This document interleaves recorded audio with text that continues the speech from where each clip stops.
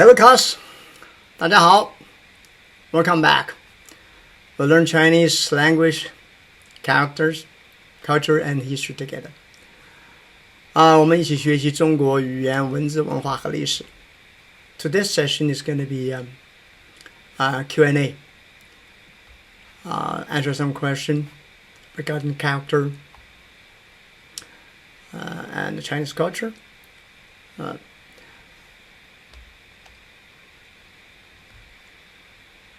One character some student raised to ask about the da. Da, third tone. 三声 da. It's a 形声字. Okay, now I'll spend a couple of minutes to review 形声字 for you guys. Any character with the left part, right part, or upper part, lower part, inside part, outside part, for example, this.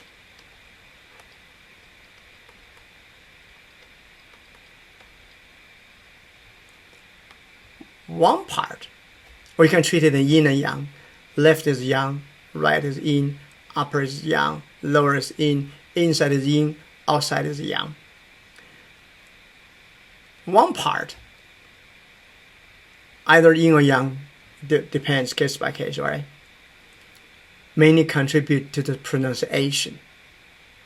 That's sheng.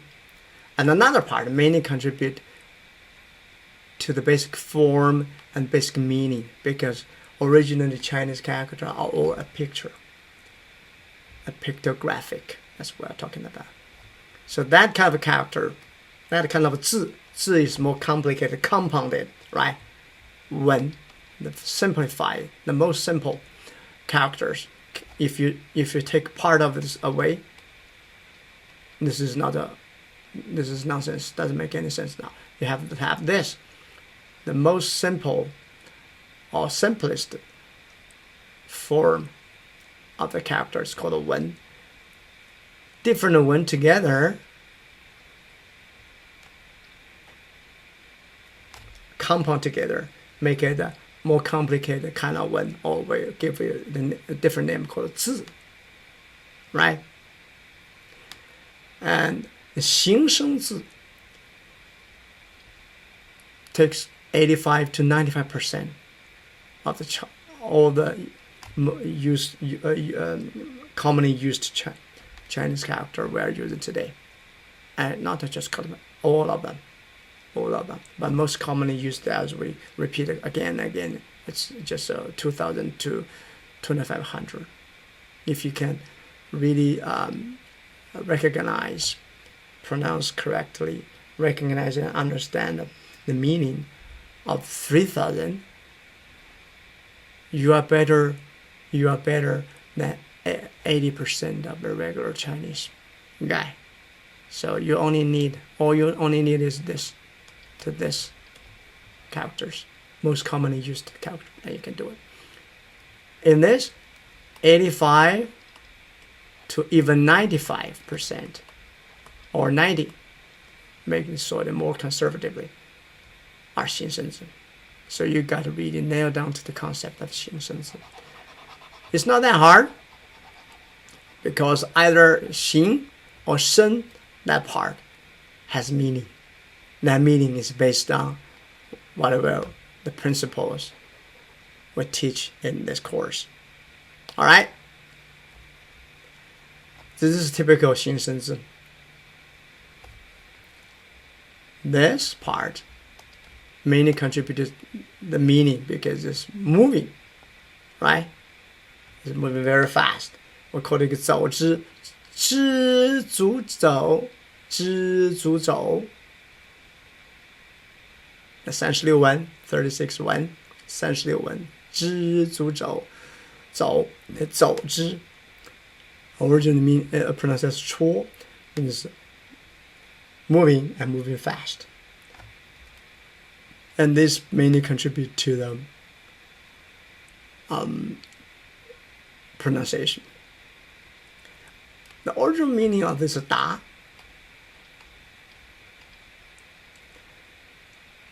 is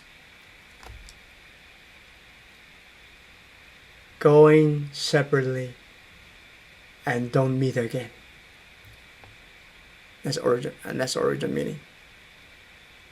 Okay.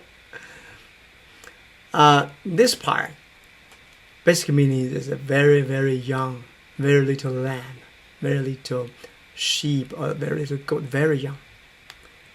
You know, the very sheep or lamb is very innocent, very soft, right? Little animal, they don't hurt anybody. But they're too young. There's a common sense. All of the animals, when they're born, within a couple hours, or some even after they're born, instantly they can stand up. Or some of it half an hour, some take a couple hours, can stand up and can walk away, they can walk. Not like human being. Human being has to be up to 1 year old. You can stand up, maybe. You have to hold mom or dad's hand. As human being, you can freely run. Usually, 3 years. When you're 3 years old, you can freely run. Before that, you gotta stumble, you gotta fall down, right? You have to be taken care of by the parents. Okay. This is so little, so young lamb. If they run away, there's no direction, no coming back. That's the basic meaning of this. Go to certain place and never come back. That's the basic meaning, original meaning of this da. And you go however far. So extend it or make a little bit turn, that you reach somewhere. You arrive somewhere. The opposite character of this da is kun. This tree here. Then you have a fence, not a full direction, but on top, very closed kind of fence, cannot grow. Or there's another character we learned before. If you remember, it's okay. Don't remember, you just get a warming up.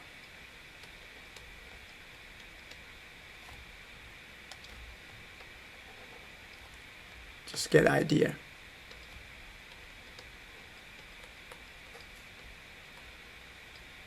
You can remember these three characters together. Bundle them, pair them up. Kun, cannot grow. This one, you can grow, you can go as far as you can.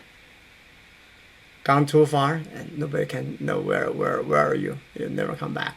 Different people, different little lambs. They extend it to arrive. You want to go wherever you can go, however far you can go. The opposite, but the exact opposite is this character pronounced as chong. This is a space, or big hole, or big space. Space big enough is a small one is a hole. Big enough is a space, an area, right? This is the human body. Shen, gong, that arrow, and bow. This provide the pronunciation. This provide. So this part and this part provide more. Many provide the meaning. When you're in a hole,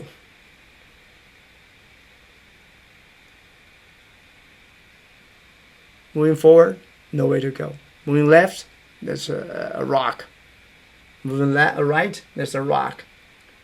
When you go deep enough, you have nowhere to go. That's the situation of chong. No way out.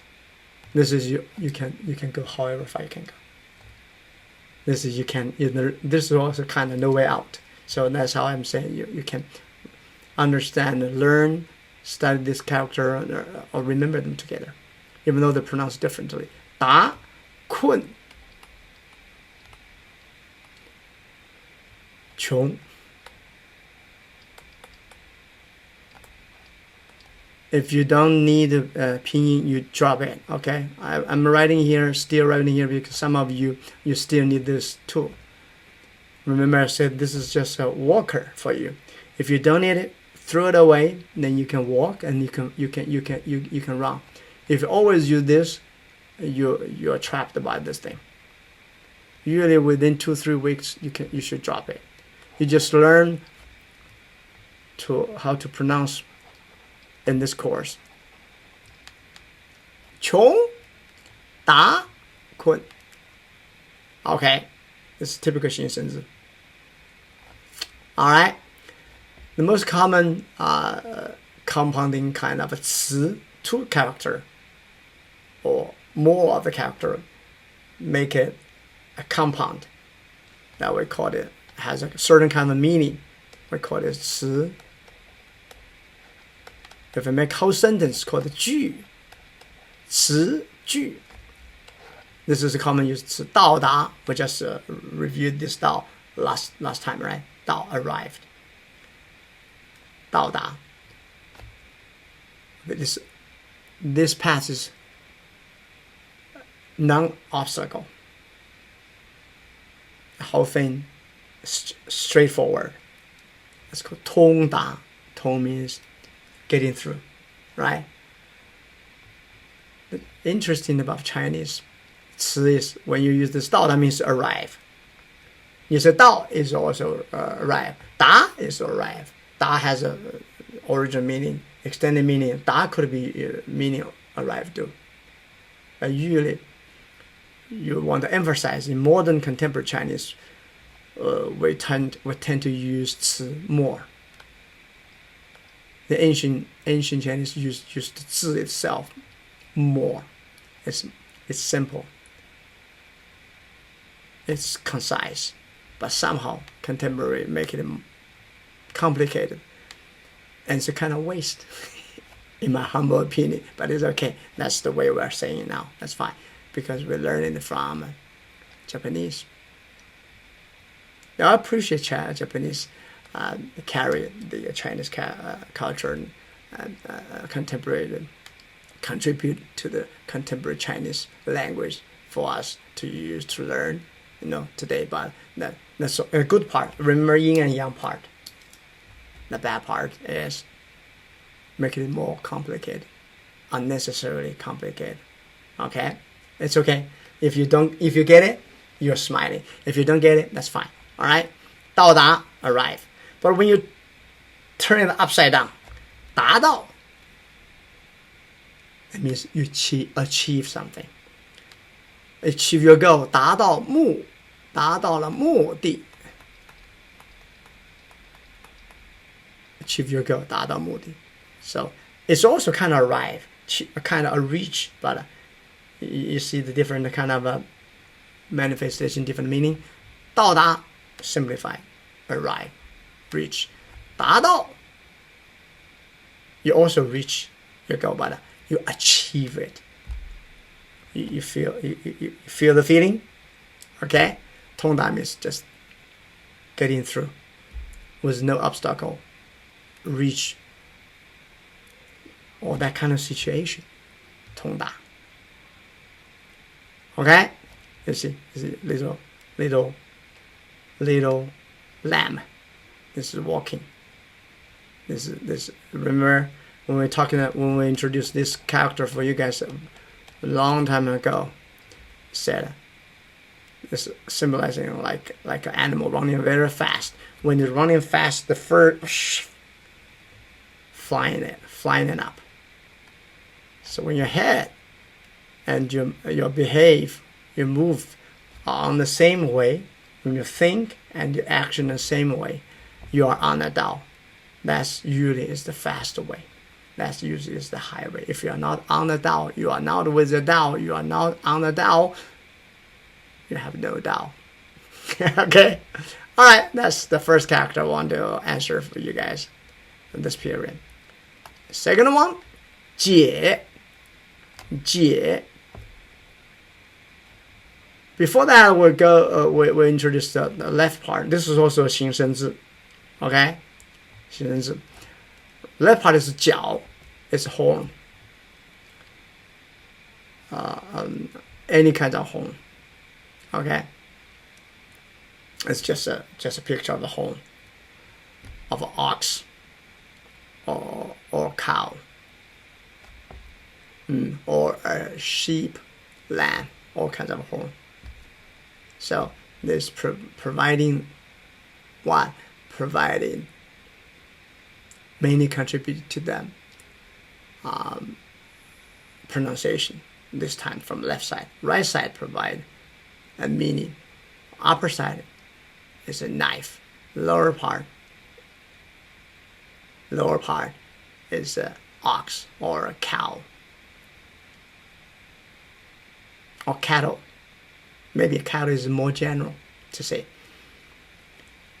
because in very, very ancient time, this jiao could be used kind of a knife too. At least when you cultivate a crop like wheat, you use this to make a hole, and you put the seed and cover it with dirt and water in it, and it can grow, right? Later on, then people use stone to make a knife. Then later on, people use bronze to make a knife. And later on, people use iron. Now they're using steel to make a knife. But jade itself is you use a knife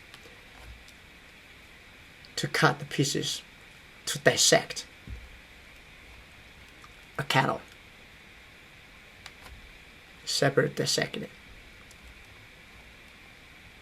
That's the basic meaning of a jie.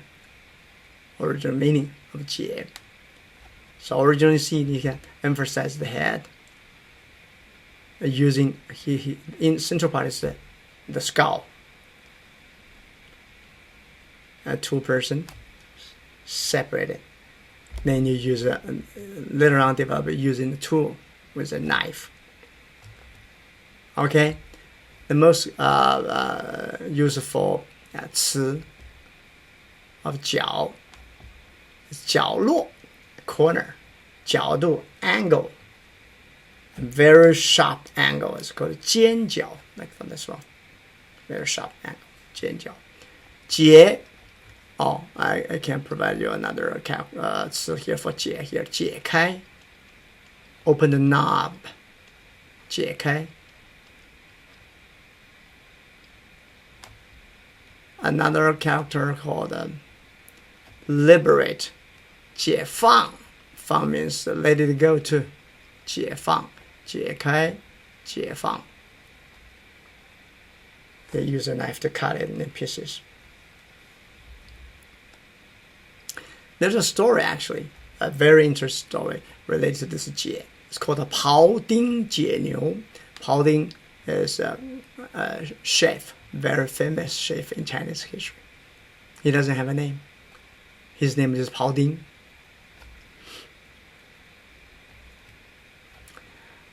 He cut the horse for a king. Very fast, very skillful.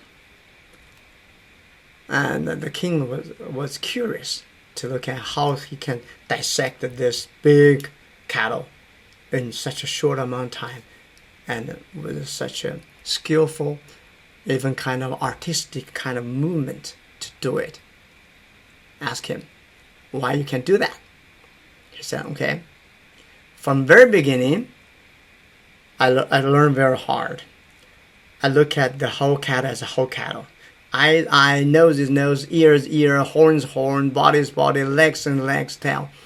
I studied. After a couple of years, now I kind of can see through the body of the cattle. I only see the structure. I don't kind of look at it or treat it as a whole cattle. I treat it as different parts put together, different parts of the body of the cattle put together. I only see the connection between this leg and this part of the body, and this leg and this part of art, and this part of leg and this part of the structure. So I'm getting more skillful. After another couple of years, there's no cattle in front of me. Only I see is all the gaps between the joint, between the different muscles, between the skin and muscle, between the organs inside. There's no cattle. I only see all the space. So that's how my knife can get into the space freely, just like a top-notch artist. Within a very short amount of time, my knife just going through all this space like a fish freely swing in water, or like an eagle freely fly in the sky. But this space between the muscle, between the organ, between the joint is big enough for my knife just going flying into it, swinging into it. So that's how now, usually a regular chef change their knife every month because they cut it and they break the knife. The good ones, they change their knife every 1 year. For me, because I studied it so hard, I've been using my knife for 19 years. It's just like a new one. It's just finished on the stone. Everything's so sharp because my knife always get into the space. I didn't really cut. Up to this time, up to this point, I don't use my eye. I don't use my ear. I use my shen to see all this space in all the tissues. So that's how I can do such a good job. Or the king has a very high quality of enlightenment. So wow, listen to you, guy, listen to you. I learned very good lesson. I learned how to cultivate the Tao. At least I know how to take care of my body. Because my body is kind of my most important tool, like the knife as a tool for you as a chef. My body is most important tool for me to cultivate the Tao. I want to keep it sharp. I don't want to destroy it. I don't want to break it. I don't want to destroy it. I want to maintain my body freely sharp. So I learn from you. So hopefully you can, through this story, you can remember this character. So you want to really dissect, solve. So 解决, another 词 connect to this one is 解决. Could be 2 dot, could be 3 dot. Solve it. You want to solve it, a problem. Usually you're smart, you're sharp. You don't want to break your knife. You want to find the real space and just dissect it, dissociate it. You don't want to actively like you're strong and just cut it, and at the end your product just looks ugly, and your knife is damaged or even useless. You want to treat your body that way. You don't want your body to be useless or damaged, because that's your wonderful tool. I think last time we talked about tea, right? Yeah, I think we talked about tea. Let me see, where is that tea? Let me go back to see if we can still tea. This part and this part Li, because your tea is the most powerful and useful tool for you to connect to ancestor, to the divine, okay, to gods, to the higher level. You don't want to damage it. You don't want to break it. Okay, that's the moral. of this story, of this character. All right. I think there's one more I want to share with you. One more, two more? Yeah, two more. Okay, because I want to answer your question. 毁 means damage.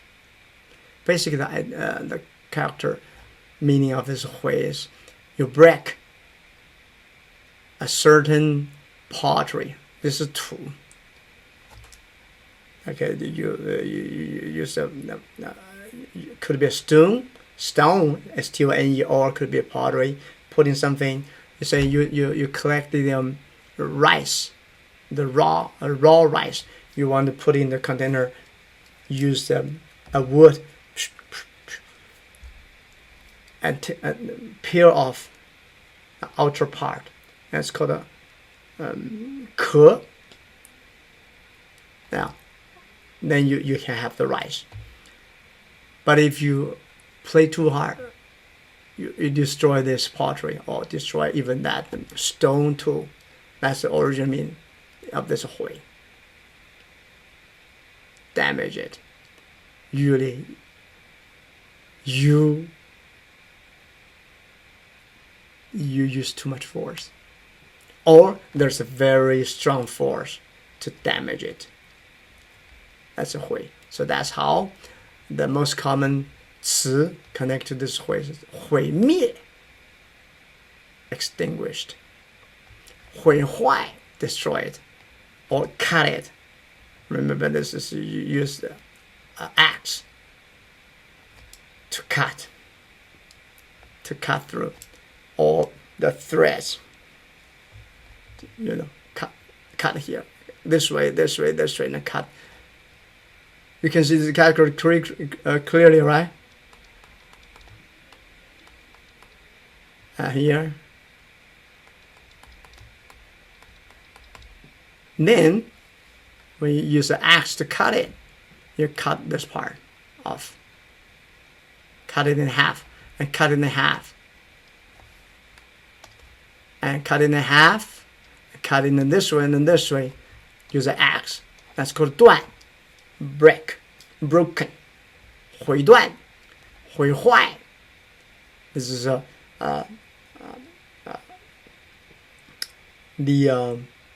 whatever tool use mud to make.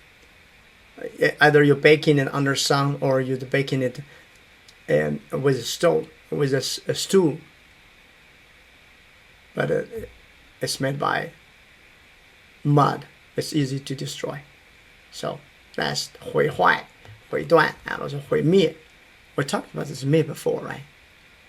Okay, I don't want to spend more time here. Later on, maybe we'll have time to discuss this character. 灭, extinguish. Okay, the last one is 掉. It's also a 形声字. Okay, the all character we talked about today are all 形声字, the main one. So before this, we introduce this 主. This is the original one. Means high, top, on top of something. This is a human, see? On top of something very high, tall. Because in ancient China, people sit on the floor. So usually that table is very low. The legs of the table is very low. It's maybe half or 1/3 of this. Just like you see in the Japanese. The Japanese still using their style. Or Korean. They sit on the ground, sit on the floor with very low legs of kind of a table. When along the history, when people sitting on a stool or sitting on a chair, they sit up, then you hire a longer leg of a kind of a table. That's the origin meaning of this. 桌 means high. They use this to describe this.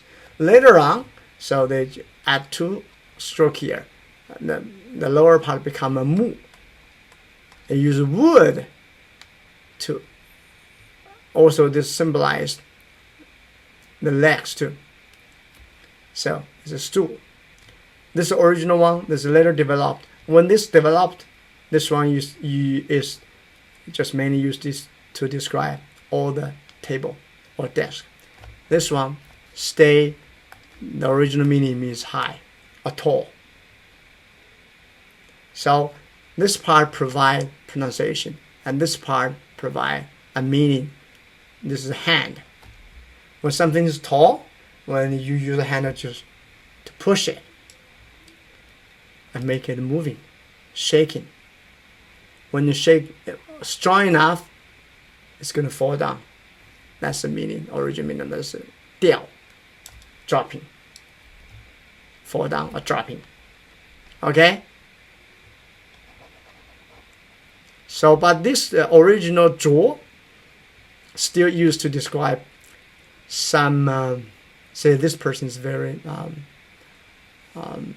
is an excellent person, very smart, very intelligent, very intellectual, like high IQ. Let's say it that way, easier for you guys to remember, understand. High IQ. That kind of person is called a 卓然. We'll talk about a 然, something, that kind of situation, 然. If you forget, go back to original clips, or later on when we have chance, we need to review this character, this 字 for you, then I'll go back. That kind of situation, that kind of 样子, 然, 卓然, means excellent, excel from the ordinary. Still using this character to describe 卓. Okay, 卓越, 卓然. Yeah, some of you guys are quite good. You know what I'm talking about. 卓越, this one. 卓越 or 卓然 to compose a 词. 桌子, this is 圆桌. This is a 方桌. Okay, but for you can use different. So this 掉 means push it and fall down, right? If you change it to this, you go back, use your app or your dictionary. Okay, you can use this. They're all related to this part of meaning. Pronunciation also, or the meaning, high, tall. So this part even give the provided pronunciation, also contribute to the meaning too. Remember, majority of the part which contribute to the pronunciation also contribute to meaning. But the other part mainly contribute to meaning. Okay. All right. I think that's all for today's Q&A. If you have more questions based on today's teaching, leave in the comments. All right. Okay. Or raise a question in the group, whichever way. But if you leave it here, let more people know. People are interested. They say, "Oh, I have a question," and then maybe it's helpful for them too. Right? Raise a question in the comments. All right. That's all for today. Thank you and see you next week. 好，我们今天就到这儿。下周见，再见。